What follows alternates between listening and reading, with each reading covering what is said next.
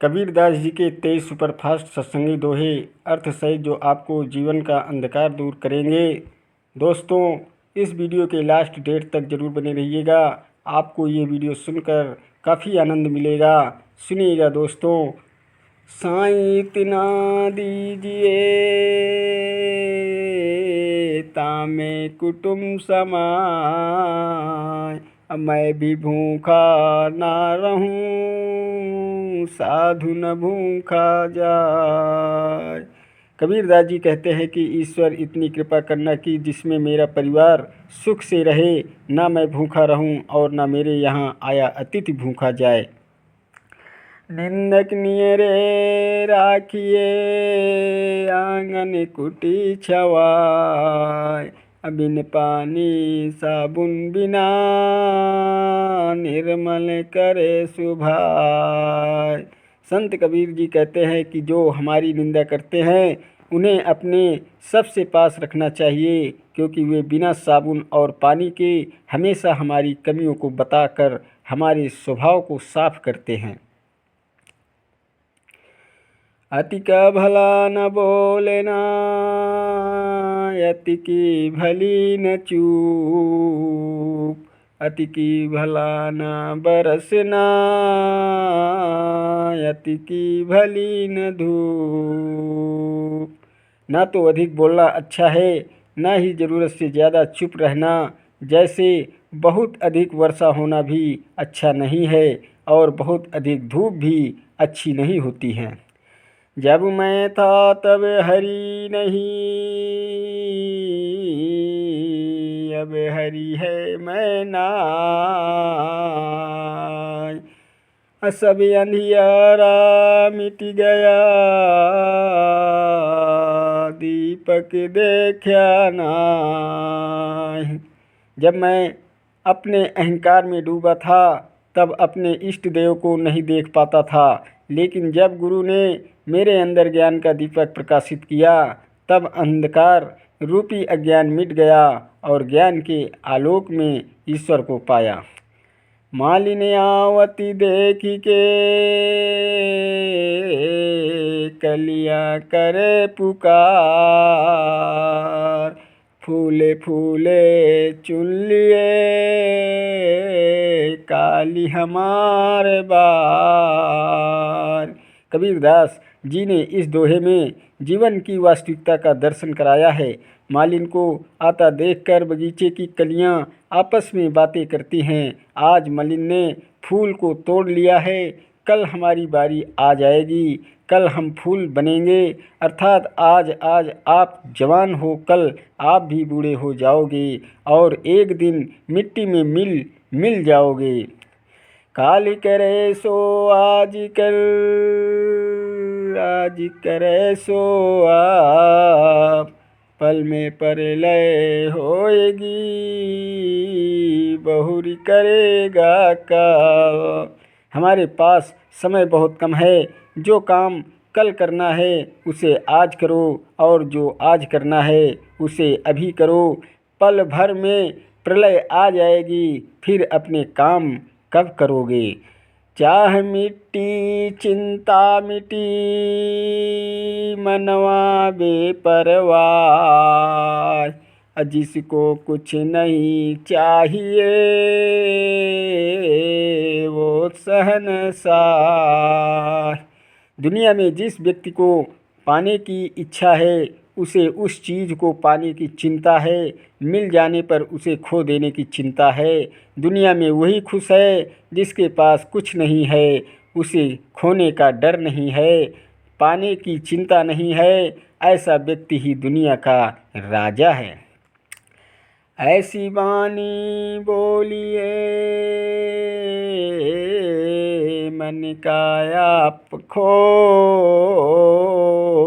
औरन को शीतल करे आपहु शीतल हो। अपने मन में अहंकार को त्याग कर ऐसे नम्र और मीठे शब्द बोलना चाहिए जिससे सुनने वाले के मन को अच्छा लगे। ऐसी भाषा दूसरों को सुख पहुंचाती है, साथ ही स्वयं को भी सुख देने वाली होती है। संत न छोड़े संतई, कोटिक मिले असन, चंदन विषु व्यापक नहीं, लपटे रहत भुजंग। सज्जन व्यक्ति को चाहे करोड़ों दुष्ट पुरुष मिल जाए, फिर भी वो अपने सभ्य विचार सद्गुण नहीं छोड़ता। जिस प्रकार चंदन के पेड़ से सांप लिपटे रहते हैं, फिर भी वो अपनी शीतलता नहीं छोड़ता। तन को जोगी सब करे, मन को बिरले को, असहजे सब विधि पाइए, जो मम जोगी हो। शरीर में भगवे वस्त्र धारण करना आसान है, लेकिन मन को योगी बनाना बिरले व्यक्ति का काम ही है। यदि मन योगी हो जाए तो सारी सिद्धियां सहज ही प्राप्त हो जाती हैं। माटी कहे कुम्हार से, तू क्या रौंदे मोय, एक दिन ऐसा आएगा, मैं रौंदूंगी तो। कुम्हार जब बर्तन बनाने के लिए मिट्टी को रौंद रहा था, तो मिट्टी कुम्हार से कहती है कि तू मुझे रौंद रहा है, एक दिन ऐसा आएगा जब तू इसी मिट्टी में विलीन हो जाएगा और मैं तुझे रौंदूंगी। माला फेरत जुग भया, फिरा न मन का फेर, कर का मन का डार दे, मन का मन का फेर। लोग सदियों तक मन की शांति के लिए माला हाथ में लेकर भगवान का नाम जपते हैं, लेकिन फिर भी उनका मन शांत नहीं होता। कबीरदास जी कहते हैं कि माला को जप कर मन में शांति ढूंढने के बजाय अपने मन में शुद्ध विचार भरो, मन को मोतियों को बदलो, अर्थात सद्विचार ग्रहण करो, बेकार के पाखंड से दूर रहो। बड़ा हुआ तो क्या हुआ, जैसे पेड़ खजूर, पंछी को छाया नहीं, फल लागे अति दूर। खजूर के पेड़ के समान बड़े होने से क्या लाभ, जो न ठीक से किसी को छांव दे पाता है और न ही उसके फल आसानी से उपलब्ध हो पाते हैं, उनके अनुसार ऐसे बड़े होने का क्या फ़ायदा जब वो किसी का सहायता न करता हो या फिर उसके अंदर इंसानियत न हो। धीरे धीरे रे मना, धीरे सब कुछ हो, मालिसी चे सौ घड़ा, ऋतु आए फल हो।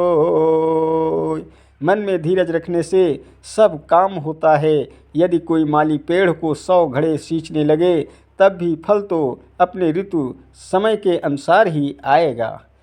साधु ऐसा चाहिए, जैसा सूप सुभाए, सारे सारी को गही रहे, थोथा दे उड़ाए। इस संसार में ऐसे सज्जनों की आवश्यकता है जैसे अनाज साफ करने वाला सूप होता है, जो साफ सुथरी चीज़ों को बचा लेता है और बेकार चीज़ों को उड़ा देते हैं। जाति न पूछो साधु की, पूछ लीजिए ज्ञान, मोल करो तलवार का, पड़ा रहन दो म्यान।